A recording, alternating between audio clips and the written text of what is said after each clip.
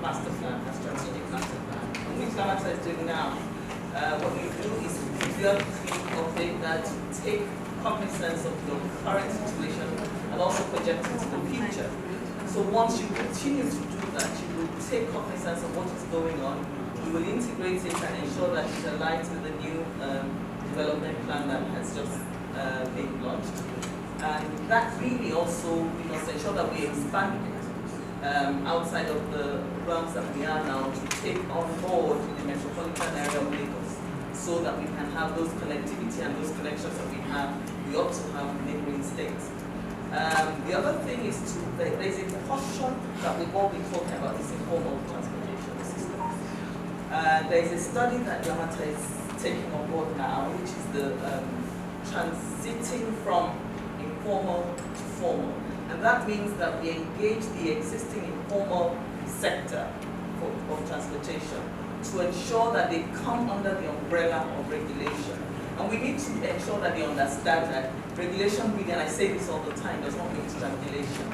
It means that we all work within an ambit of rules and regulations that allow us to do business in a way that will ensure sanctity in our city. And that regulation must be convenient and comfortable enough such that we can bring them in. There's no point in us complaining and saying that the informal sector is not regulated. There's so much we can do together. And when they know that, you know, the willingness of state is to create for them an enabling environment to do their business, but also under some level of rules and regulations that will make it easy not just for them, but for the regulating authority as well as the people who have to utilize them. So those sorts of things are necessary. And like I said, Lamata is already carrying out that study, and we will be engaging both the private sector, the informal sector, all the ministries that will be involved in ensuring that we carry this out so that we have a transition that actually can be implemented. We can write a study, if it is highfalutin and does not engage with people, we will get nothing out of it. So we need to be certain that what we get out of this is implementable. And when we are able to do that, Lagos will begin to achieve the status that we want for it. A city that is organized, that is not chaotic. We've all spoken about it today, chaos and all of those things. We begin to eradicate those things because suddenly we will have a scenario or an environment that lends itself to regulated public transportation, which is what we truly and honestly need in Lagos. Thank you very much. So we've talked. Can I just correct myself? Sure.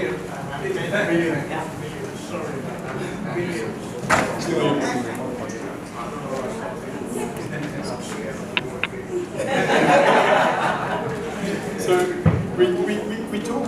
we talked around the Lagos State Development Plan initiatives, the required investments, the required regulatory reforms and policies, and the quick wins for Lagos State in the short term, right? Now there are 10 minutes left before opening the floor to the audience, so I just would like us to move on to the next item, which is basically the outlooks and the solutions, even if we talked around solutions already. So in solving the issues of bureaucracy and delayed implementation, the involvement of private sector in particular in capital project yielded efficient results in times past, right? So Mrs. Damilola, how can the private sector involvement help to promote sustainable, efficient and flexible means of transport in Lagos? Mobility network, sorry. So I wanted to also say 2 or 3 startups or tech companies in transportation that solved our problems in very peculiar ways. Sort of like that, what they do is that it's like they localize people. What they did is that they mapped out the whole of Lagos network and they know how much bikes or danfo or can cost from one location to another, right? Like us as shopkeepers, we've offered scheduled service for the last 3 to 5 years with businesses and shuttles. Customers and businesses can book as long as 1 month And when they look on the app that what's going to be at their bus stop by 5:30, the bus is going to be there, and they can track all of that. So one of the things that I know that FBSL, no matter what's going for the mass transit that was done at a very small scale.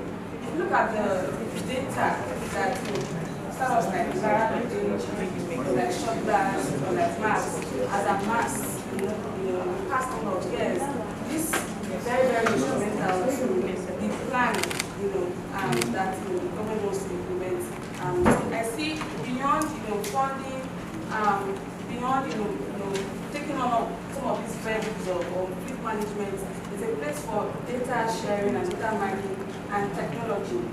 One of our core skill is on transport planning and scheduling of these buses is extremely difficult to train drivers to appear at a particular location every single day, right? And if a startup has done it before, why not replicate that same model on a large scale, right? Instead of trying to reinvent the wheel. So I see that a number of startups in different silos have implemented some of these things, right?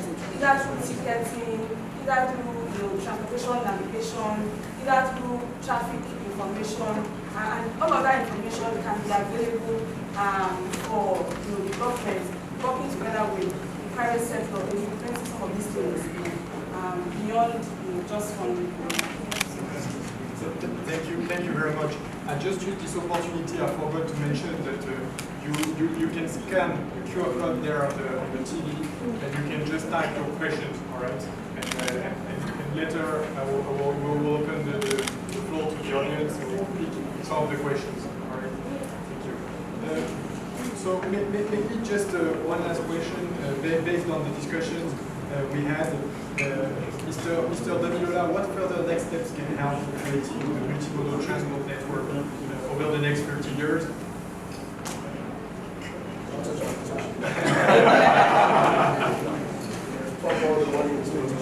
Okay, so to be honest, I know that that's the plan of the state to focus a lot more on rail and water transport rather than neglecting road transport. But I see my brother and you looking at me. Doesn't mean so for me it's of course a lot more investment in this area. We need to bring in the private sector, especially into water transport.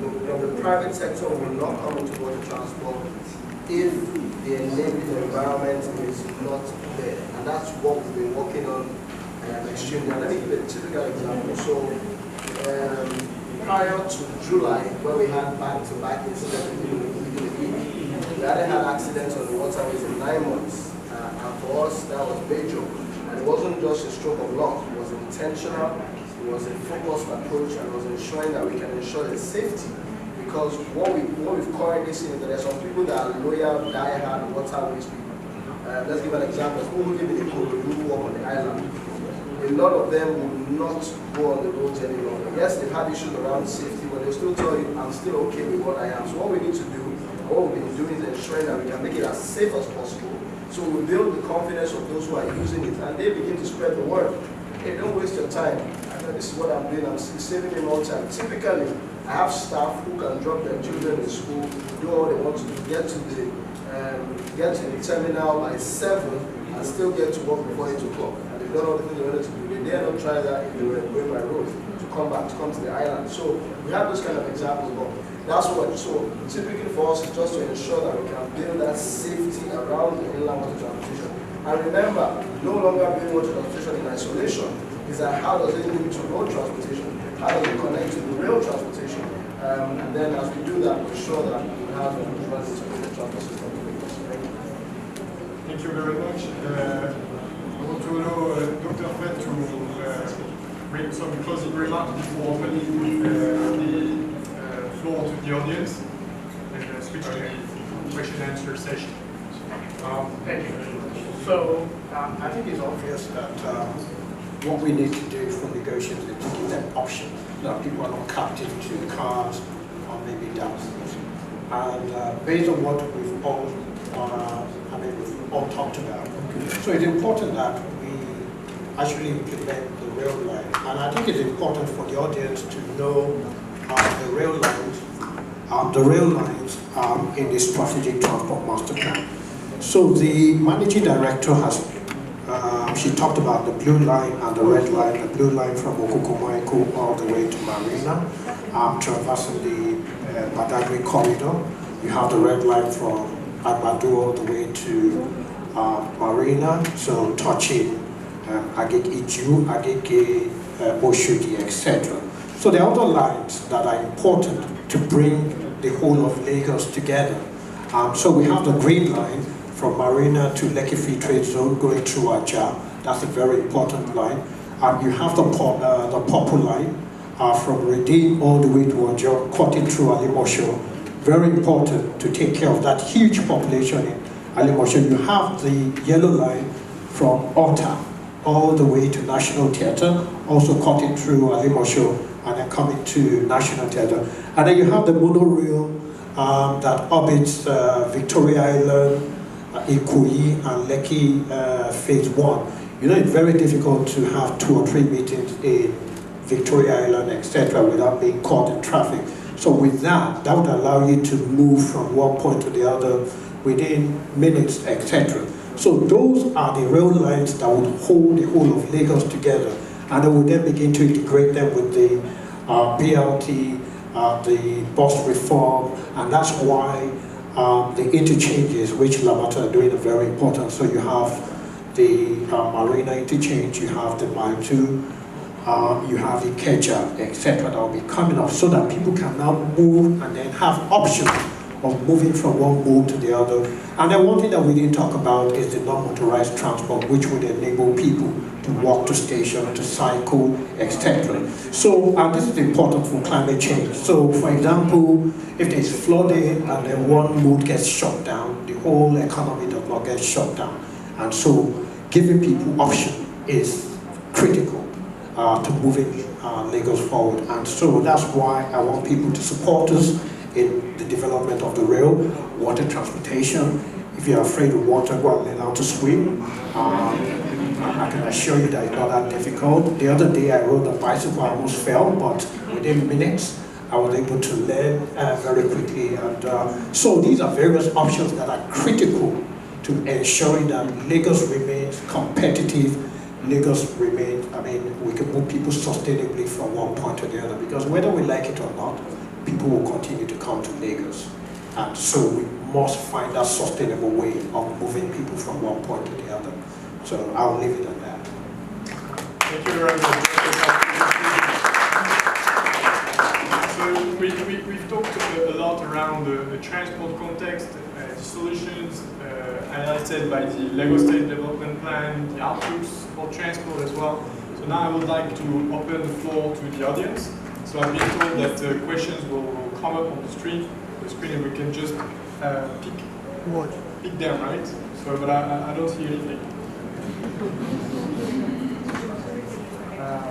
Please, sir.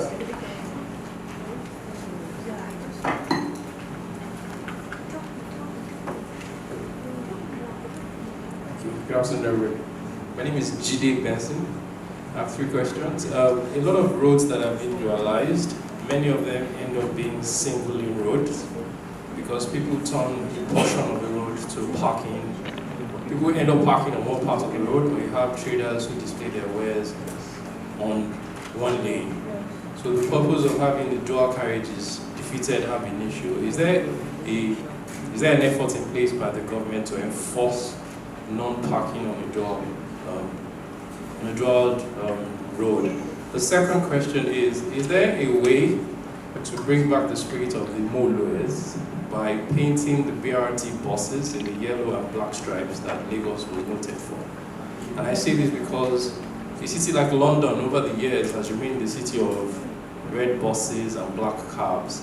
So existing BRT buses and the ones that are to come in after, can they be in yellow and black stripes?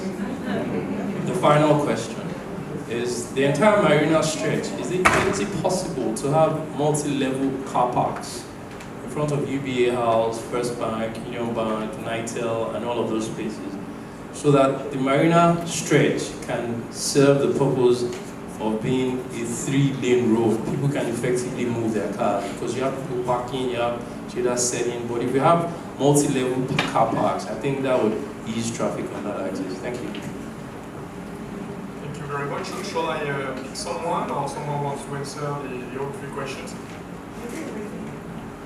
Let's take one. Let's take one more question, so please.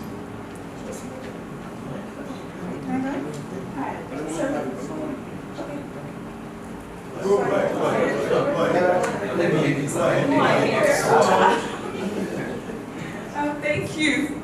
So I have a question. It's more of a comment and a question towards Laswa actually.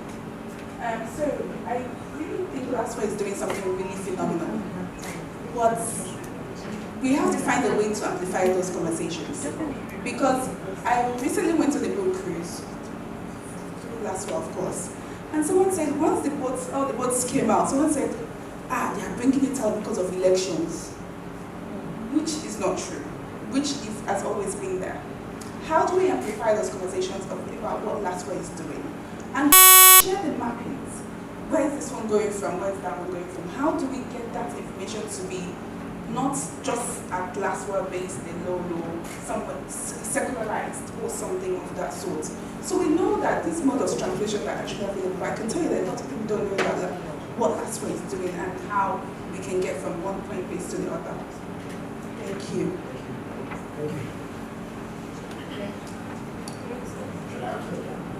Okay, so we have.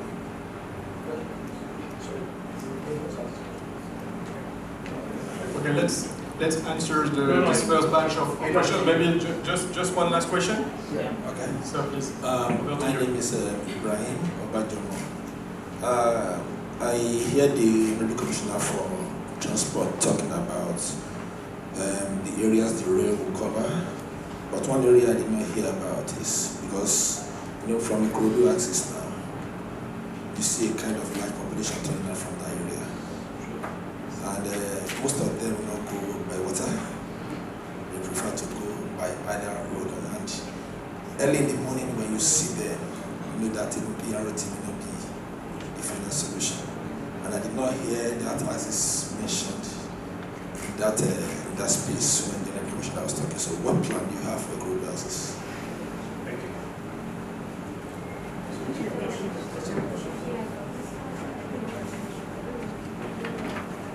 So, maybe Dr. Ferry, you want to answer the first batch of 3 questions?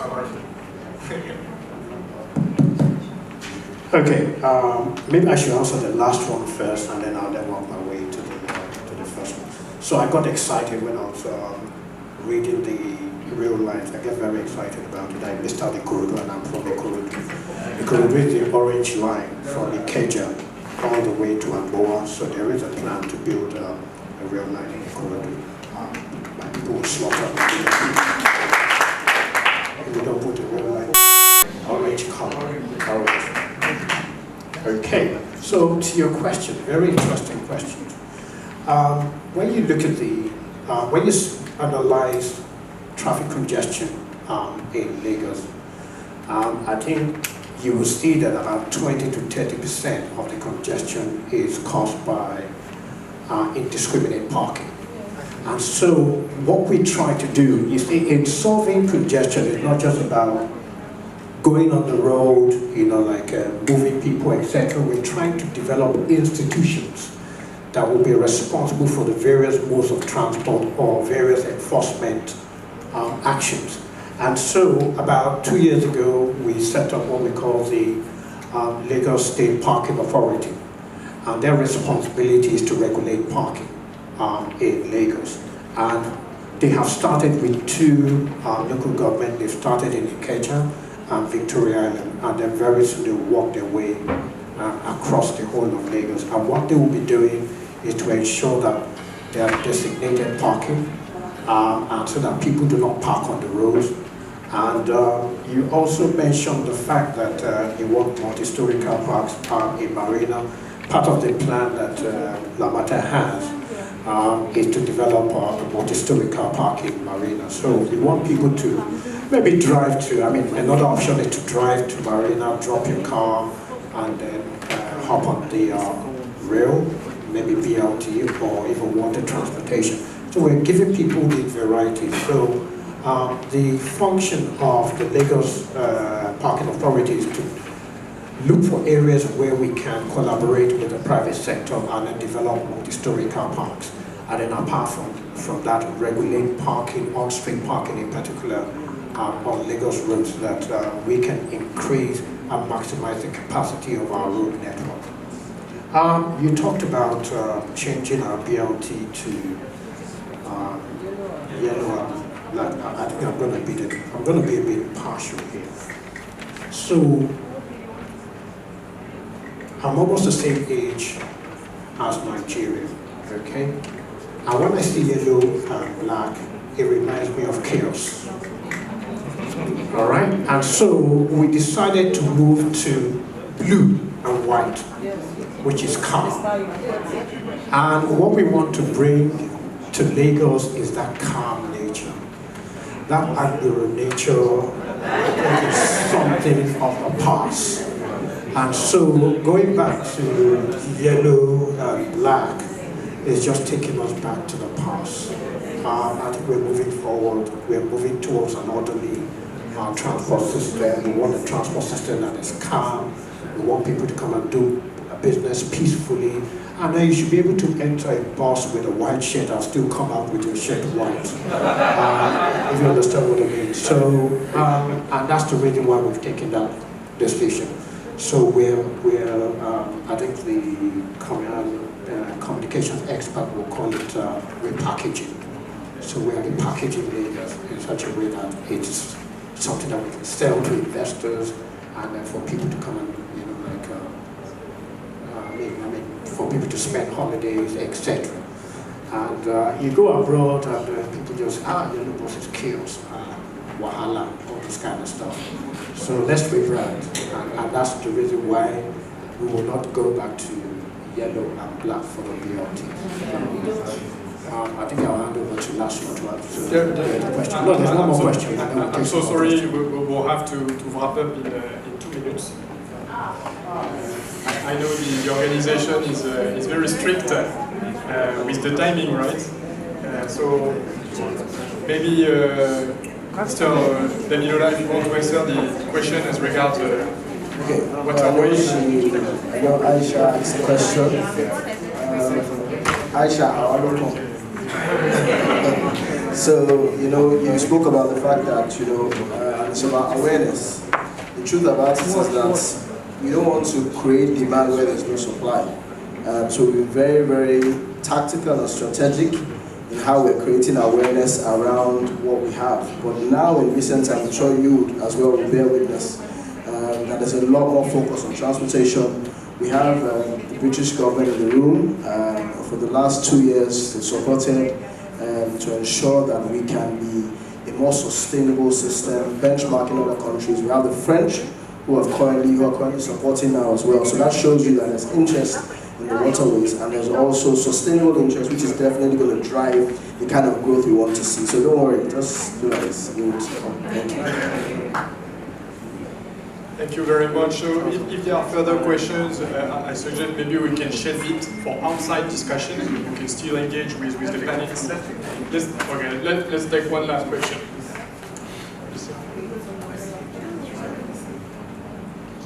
Thank you. Good afternoon. My name is Fani Yerishola. I'm a private security expert. I just have a question on BRT, then a question on the popular yellow buses. So when the blue BRT came, everybody was happy because dominating it's fantastic. But however, these days the BRT is almost like a movie. But I want to talk about the overloading in the BRT. Sir? We get the question. Okay, sir. Okay, sir. Then the AC, the BRT is not working. That's BRT. Then the blue, the yellow buses, sir. Because I'm a security expert, each time I go with the yellow buses, the drivers, they are both conductor and drivers. They call it line by line collection of fare. as they are driving, they are struggling with the steering. They are busy collecting money from the commuter. Sometimes it's. Okay, we get it. Thank you, sir. So how can that be cut?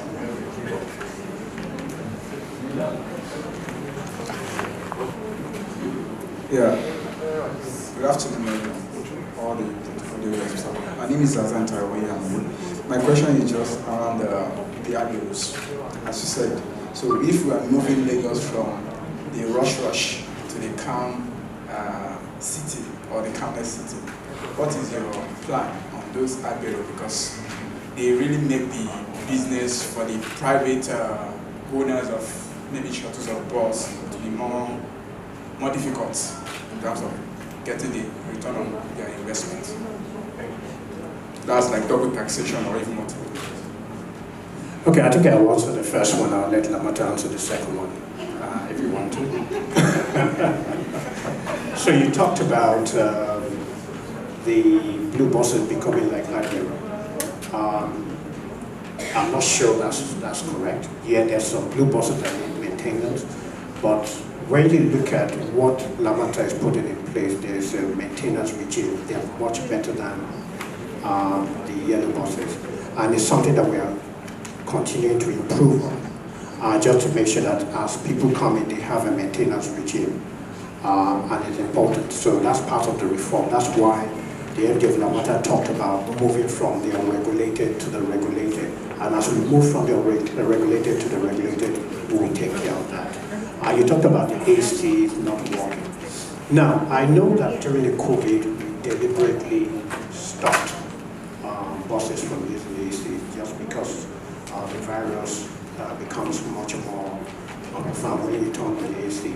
So some of us are still operating that because whether you like it or not, it's just that the virus is no more as potent as it used to be. But yes, the ACs are working, but we haven't given the instructions for most of our operators to begin to switch on the ACs. Okay. You talked about the motorways, conductors, etc. Talking to each other, collecting money. That's part of the reform that we're trying to do, just to make sure that we train our drivers. In fact, at some point, you might not even need conductors, but we will begin. That transformation is ongoing. And it's something that we'll make sure that we take care of. So training, retraining, etc. And that's why we have LASRI that is certifying most of our drivers. So once they go through that training and then they imbibe that culture, we'll be able to eradicate that. Let me start with yours, and then I'll let Lamata finish it. So again, as part of the bus reform, LASRI has been set up to ensure that before you drive any of our buses, you go through a program and you're certified. And part of that program is also calming you down, to have a calm nerve. So we do a lot of drug testing, etc. We go to our garages, just to make sure that people are not on drugs, etc. So it's part of the process of making sure that we calm down transportation in Lagos. And I think Lamata, they're doing a lot more. Sorry? So as we move from Dr. Fred, I'm so sorry, the time out. So as we move from so that's what we're trying to say.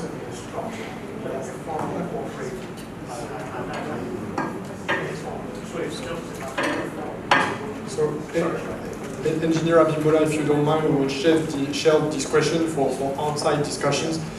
So let me just wrap up in 20 seconds.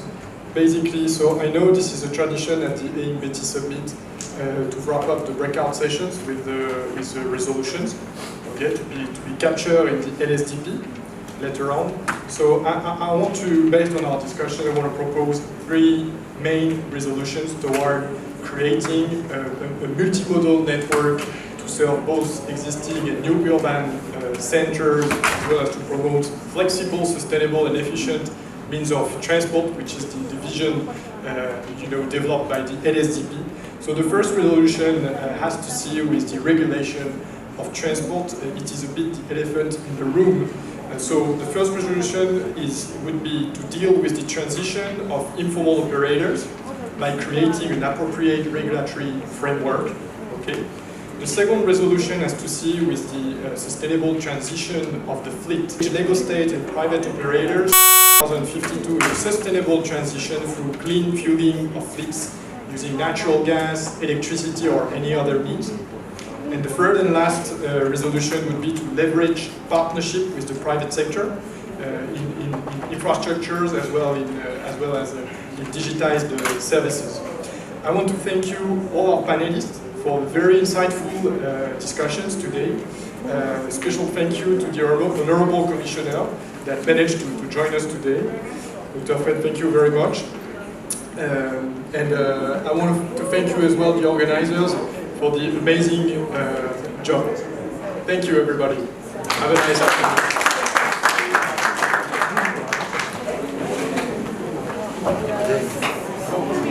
We have the next session.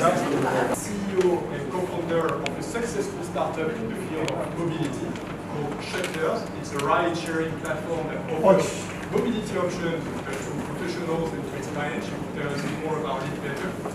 Next to her is Mr. Oluwadamilola Emmanuel. He is the General Manager of the Lagos State Waterways Authority, LASWA.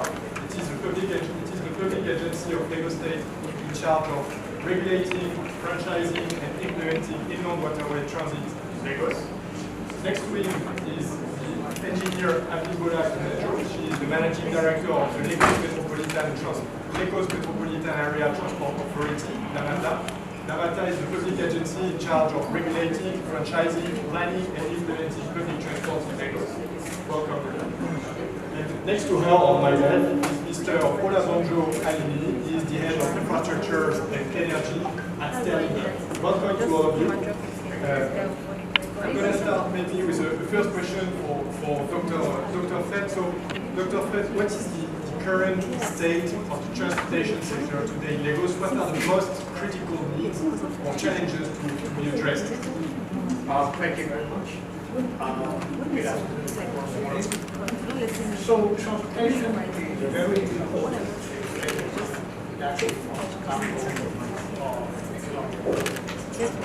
What do we have in Lagos today? So what do we have in Lagos today? We have a population of about 22 million. If you were at the previous session, you would hear that a lot of people are coming to Lagos because there's a lot of opportunity that is going to get for us. Lagos currently has about 270 cars per kilometer of road in comparison to about 16 or 17 kilometers of road across Nigeria. So it just shows the density of cars in Lagos. We generate over 26 million trips, and 97% of those trips are done by road, and they're like our problem. So we can say that, okay, let's build more roads. For us to build more roads, people buy more cars. And so Lagos has to find a sustainable way of moving people from one point to the other. And that's where public transport comes into play. The public transport system is highly unregulated. I think MD of Lamata will talk about what we're doing right now, but there's a bit of unregulation there, and we need to bring it to a form where we can regulate it properly so that people know when the next bus will come. People can plan the journey from home. Most importantly, when you have to cater for 26 million trips, it's essential that you have mass transit. And even though we're beginning to develop our mass transit, you will see that the rail is not yet there. So we will have rail around December, January. But currently, most of our trips are catered for by downfalls, and you need thousands of downfalls to cater for those trips. So they cause congestion. The motor parks are not well developed. It's something that we're doing, and we're doing something about it. But you will see that at every bus park is a bottleneck. And that's because they are regulated, and we don't know the time of arrival of each of the downfalls, so they just come in and then they just go out. And so the whole thing looks a bit chaotic, and we need to bring orderliness. And the best way to do that is to structure the network in such a way that every road time have a function. And what do I mean by that? So when you look at the bus sector, you look at the expressways, and you have downforce supplying the expressway. But what you need is mass transit. People being moved in thousands en masse from one point to the other. So we're beginning to develop that. So you need high capacity buses to start running on your expressways. And you then have the feeders. So you have the blue buses that we're beginning to put into the system. And that should feed into your BLT and then the rail later. And then you have the first and last mile, which are the small buses. These are the ones that are supposed to go into the community and then bring people out. So you have different bus modes with different functions, and they're not competing against each other, they're complementing each other. At the moment, they're competing. And so it's difficult to bring in a credible private sector to come in and run the bus, bus operations. Rail, I've talked about. Water transportation is a very important mode also.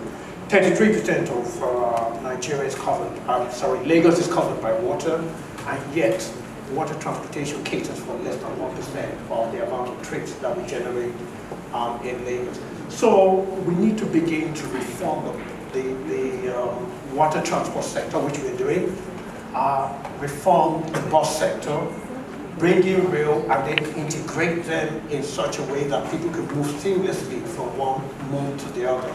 And then in such a way that we reduce waiting time. And that's why we introduced the carry card about 2 years ago, something that they will talk about, just to make sure that people do not pay for individual modes of transport.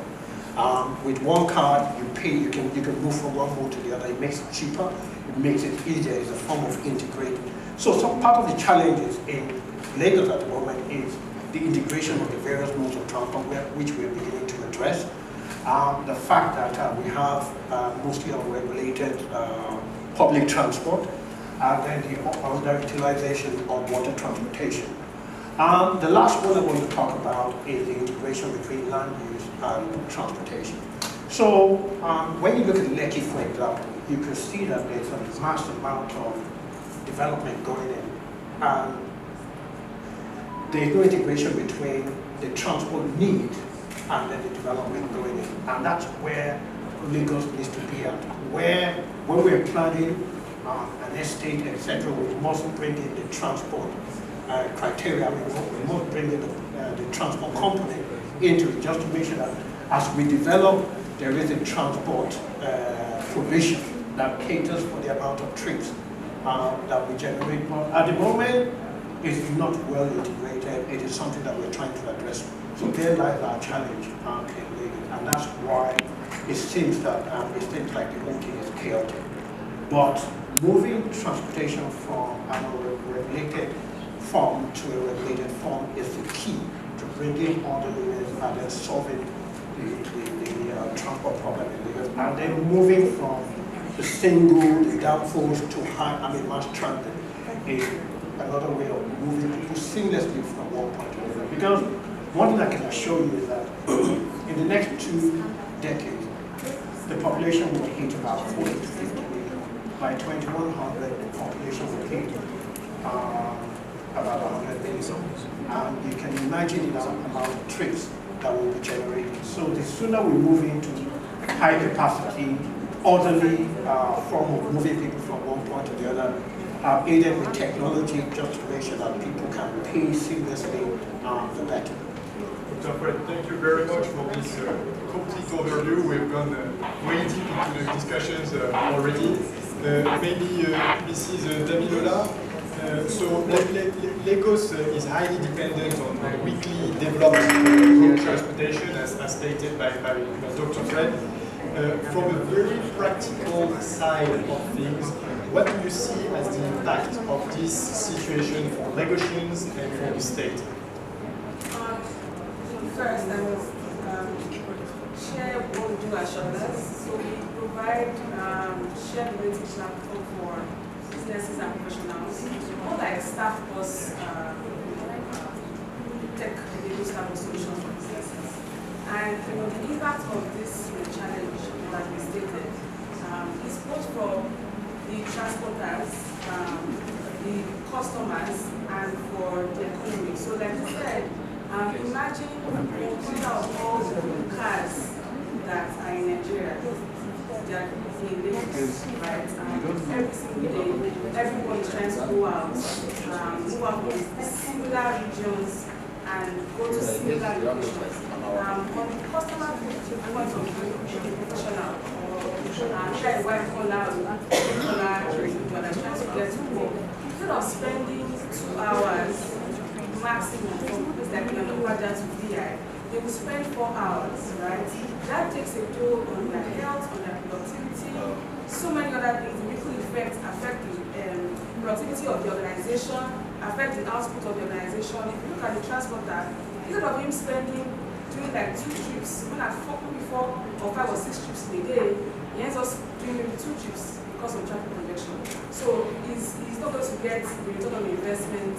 If he has spent, let me say, 20 million naira, and he has projected that he would get the returns in 3 years, he probably has to wait for another 6 years because he's not able to maximize the value of that bus every single day because of traffic congestion. If you look at the economy of Lagos State, the ripple effect of this happening every single day in multiple locations, it's taking a toll on businesses, it's taking a toll on the economy, taking a toll as well on the infrastructure, right? And that's the road networks. If you look at Lagos, for example, we have about 5,800, road networks. If you look at Cairo, we have the same population. I think we have about 14,000 road networks. And even though, like I said, we start getting more roads, there are bridges and there are more constructions happening around Ekpe, Trenton, and adjacent to the main. And I would assure you that more people will move to that axis because they've seen development happening there. The solution is, a connected transportation, like I said, and a place where the private sector would come in is that I look at the government like a massive big ship, right? There's a plan on ground, but it needs to be implemented. The ideal situation is that once within a year. But the reality is that there's so many moving parts. For you to steer that ship in a way that you'll be able to implement that thing, it probably takes like maybe 4 to 8 years, right? Meanwhile, the private businesses are agile enough to do it maybe in 3 months. So I feel like there has to be some kind of synergy, where the private sector is able to implement some of these things in conjunction with the private sector, the public sector. Mrs. Daniela, thank you very much. We will come later to the solutions and outlooks when tackling the LSDP, the vision of the LSDP. So fatigue, loss of productivity, loss of time, high level of spendings as well for Lagosians are some of the critical challenges that are faced today in Lagos. Engineer Abimbola, to come back on the structure of the transport today, could you elaborate a little bit more about the current structure of the transport system, the place of the paratransit industry, which is critical today? So thank you very much. The structure, as the Commissioner said, is very singular mode dependent. We have a scenario where we have major players being the road transportation, and that is like the major way in which people move around. So we know that we generate about circa 22 million trips a day, about 40% of that is walking. So you're looking at about 13 million mechanized trips. Out of that, circa 95% is done by road. So that speaks immediately to congestion. And that is the scenario that we have now in Lagos. Now, within that road system is also the fact that the transportation is carried out by danfos. A danfo will take what? Anything from 11 to 15 passengers, right? So you have 150,000 of these vehicles running around Lagos. That speaks to congestion. That is the structure that we have. In that sense, within our system, we have maybe about 2,000 high-capacity buses, grossly inadequate. Whether they are regulated or unregulated, the fact is, for high-capacity movement of people on road, we only have about 2,000 as against 100,000 downfalls. So doing the math, you think about it. If I put one high capacity bus there, I can easily take out 5 downfalls. So I say that Lagos is a city that will need more high capacity movement. Lagos has recognized that. The rail transportation systems are going on. We're building 2 from very highly populated areas into the way that Lagos moves. So if you look at the way Lagos moves today, we all move from the suburbia area into Lagos Island for the business of working and doing your business and whatever.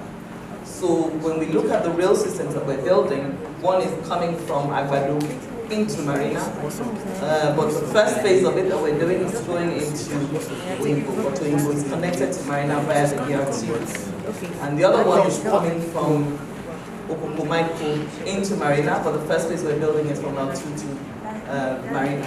The position that we have now honestly speaks to chaos, because we're highly singularly mode dependent. We're also, even within that mode, we're dependent on very, very small capacity carriage. Lagos must take cognizance of what is our problem, and I think we all know what the problems are, and in all fairness, I think the state is also addressing these issues. We have to utilize various modes of transportation that are not just existing, they are integrated. So if I have all my modes, I have water, I have rail, I have road, I have to ensure that they are connected. So there's a good level of connectivity between those various modes, ensuring that a bus station is very close to a ferry terminal, such that when I come off my terminal, I am not floundering, wondering how to get there. Ensuring that a bus terminal is close, or a bus station is close to a rail station, it is key. And then Dr. Pett spoke to financial integration, payment, e-payment, that ensures that we're able to use a singular card on all of these modes of transportation. So for Lagos, the way that we have transportation now, there's nothing else to do but to alter it. And I think if you look at the Strategic Transport Master Plan, it speaks very clearly to an integrated multimodal transport system.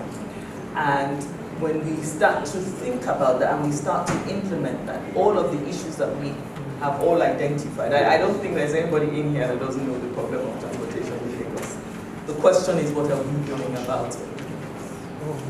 Thank you very much for this compliment, Engineer Adingola. Just to have a more focused approach on the waterways now. We've talked a lot about different modes of transportation. Dr. Fred was mentioning before the figure with regards to inland waterways transit. It caters only today for less than 1% of the total daily ridership. What are the specific challenges of the inland waterways transit? Mr. Davidola. Okay, thank you very much. I think for the waterways, it's pretty much also mirroring what we have on road transportation. We have a large informal sector who are about 90% of the sector. Currently, I would say they're organized but as well disorganized. The reason why I said that, because they're organized in the sense that they're very clear on what they want, and they're still very obedient to the rules of what should be done on the waterways. So it's a good time and opportunity the state government is taking advantage of. And only recently, earlier on this year, they've actually formed into cooperatives, which makes it easier now to be able to support them with the kind of funding that's required. So currently, the challenge would obviously be them, because that's all regulated. And as you know, people just see water and say, oh, Lagos is surrounded by water, and everybody can move around so easily. Yeah, maybe you should try getting into the water and know that there are different depths and different levels. So you have to ensure that all around the year, the water is navigable. And how do you do that? It's through what they call maintenance dredging, which the state government does extensively, but it's quite capital intensive. So the state government has to prioritize those areas that need the dredging. One of the things we've been able to do is now use technology, because technology has been able to help inform us on which are the areas that require dredging, and at what point can we predict that in the next 2 years, this particular route will require dredging, so the government can plan for it and we can adequately make sure that that route is navigable. And of course, as you know, we have large infrastructure. The 20 local governments in Lagos State, 15 of local governments are actually accessible by water. But the good thing about it is that we've learned, we want to ensure that what was done on the road doesn't as well stay with the waterway. So we're making efforts to as well learn and look at what the commissioners program, which is multimodal connectivity. Right now it's still intermodal because it's just between us and the bus. But when the rail starts, it becomes a three-way spring, and it becomes easier for us to be able to build. Because now, if, for example, we get requests and they say, oh, we need a jetty in this community, the first question is, what is the road connectivity to that jetty? Is there any road, is there good road connectivity to that jetty? Because it's important. What's the nearest bus stop? Like the MD Lamata spoke about, is there a bus stop there as well? So for us, like I said, it's a very good time because we're able to learn from the mistakes that were made and ensure that that's not made. And as we're building the connectivity, it's important, and we're very focused on what it is we want to do. Thank you. Thank you very much. So, increased traffic congestion, rising cost of transportation, limited alternatives of transportation means of transportation. They've been recognized as major roadblocks by the panelists. So I would like now to turn our attention toward the Lagos State Development Plan that looks at addressing these challenges. So providing a sustainable, efficient, and flexible means of mobility requires investment from the state and from the private sector as well. The LSDP highlights some initiatives to achieving this. Mr. Olabanjo, what are some quick wins for the Lagos State government to help improve the current transportation structure of the state? And also, I know this question is deep to your heart, how renewable energy may play a positive role in the alleviation of the operational threat to transport operators. Well, thanks, Antoine. So I would like to start by saying my portfolio with Sterling Bank allows me to look at, or allows us to look at renewable energy and transportation. And it's two of the 5 impact sectors that we've identified as an institution. The remaining 3 would be healthcare, education, and agriculture. But my business is renewable energy and transportation. And so the last question you asked is very dear to my heart, as you rightly identified. In terms of the quick wins, I think that the LSP is a thoroughly thought out document. And I mean, I've had the opportunity to look at it, and some of the things that would readily jump at you would be the opportunity for Lagos State to continually partner with neighboring states. And indeed, I think I read something earlier in the year that happened between an MOU of some sort between the Lagos State government and Ogun State government, being 2 neighboring states. As regards the red line, which starts from Abado all the way to Marina, as Madam MD has said. I think there's an opportunity for us to continue to cooperate in terms of bilateral, even trilateral cooperation, to be honest. So between the Lagos State government, the Ogun State government, maybe even extend it all the way to the Oyo State government. I mean, for those of us who are maybe familiar with how these things work abroad, you could live in a state, and work in another, and that's because these transportation sectors have been so developed in such a way that you're able to commute very seamlessly, and then the travel time is also as short as possible. So I think there's an opportunity to continue to do that. Second would be to continually also to update the plan, because it's a living document, and a lot has been said about the Lekki Ajax, wherein you have quite a number of developments coming up, and so should the sort of infrastructure that we require in that area, should it change with the level of activity we're seeing in that space, and so on and so forth. So I think that we must continue to look at areas of improvement so the document doesn't get left behind. And then third, I think also, that has been mentioned already, the opportunity for the private sector to come in and continue to help to drive digitalization across areas like payment, like rules planning, and so on and so forth. There's immense potential as far as that's concerned. And one that I particularly like is the non-commuter alternative, which essentially is looking at the possibility to remove, remove a few cars off the road. And what I mean by that is, I mean, COVID pretty much taught us that you really don't have to be at the office. And that's why most of us like to go out on Saturdays and Sundays, because traffic is much lighter. So could the government perhaps incentivize private, even its own establishments, as well as private organizations, to take on the work from home initiative? Is there a way the government can lead the effort to say, you know what, if we can perhaps set a target to say 20% of your staff, 30% of them should get off the road during the week, maybe deploy some sort of hybrid model and then incentivize it, find a way to put some incentives in place, but maybe first start with the public service, see how we can move public service from move them more towards a hybrid system or remote system. And I think just by introducing that, you might find a few cars staying at home in Mondays, Tuesdays, and Wednesdays, and so on and so forth. So those would be my thoughts. Regarding your second question, very quickly, I think that by virtue of my engagement with some of the players in the mass transit space, some of the biggest issues, or one of the biggest issues that perhaps you would identify would be that of fueling. And that goes for all of us too. I mean, whoever runs a jet at home understands the burden, the sheer burden of having to power your generator using diesel. It's incredibly expensive right now. And it's the same thing that most of the mass transit operators are going through. So is there an opportunity perhaps for us to start to look at how we can convert some of these trucks, some of these vehicles to battery powered? There's a few very, very interesting local players who are already attempting things close to that. So I think that institutions such as ours, we like to see ourselves as creators of impact. We like to impact our community, as well as other institutions out there. Is there a way we can further enable these sort of entrepreneurs or innovators to try and see how we can give a bit more value to that space? Move them away from fossils and see if the P&Ls do better. And of course, if businesses do better, you encourage more people to want to come and invest. Thank you very much. So digitalization of services, state cooperation, regulation of work time, clean fueling and energy transition for the fleet.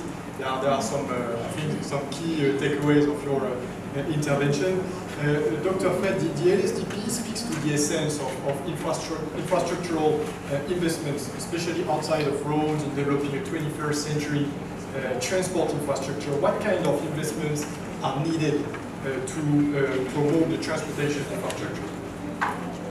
Thank you for that important question. So when we developed this strategic transport master plan in 2014, we needed about $25 million to implement 7 rail lines, 14 BRTs, 26 waterway routes, and then railway. But given inflation and given what has happened to exchange rate, I think we're looking at about $50,000. $50 million. It's something that we have to work. So I know that Lamanta is further developing the master plan, so we'll look at that investment. However, most of that investment will come from the private sector. So we have to find a way to ensure that both government and the private sector come together to fund the infrastructure. And how do we do that? So first of all, we are developing a feasibility study so that we understand the kind of numbers that will be patronized. And then based on that, we develop what we call maybe funding gaps. Where does the government need to, where do they need to come? Where does the private sector need to come? There's no point saying that we want to build a rail, but we want the private sector to build it. We need to understand the dynamics. We need to understand the forecast, the people that will use that infrastructure, and then we need to begin to look at creative ways of funding. Where does the federal government come in? Where does the state government come in? And then where does the private sector come in? So all this has to be tracked in such a way that it becomes attractive for the private sector to come in and fund some of those infrastructure. If you've been following the trend, I think you'll be reading some of the organizations as you got one of the things you understand that 20% of Nigeria's development public sector so it's important that the private sector actually come in. And so our job is to create that way in which the private sector is comfortable doing business with government. So as I've said, we need about $50 million to implement this particular transport master plan. But most importantly, we need to develop that plan that enables the private sector to have a comfortable and following infrastructure. Creating a conducive environment to attract the private sector is the key word, yes. Alongside investments, Engineer Abimbola, there is a need for enabling regulatory reforms and policies, as highlighted in the LSDP. So what are for you some recommended regulatory reforms to be implemented in promoting a diversified transport system? Okay, so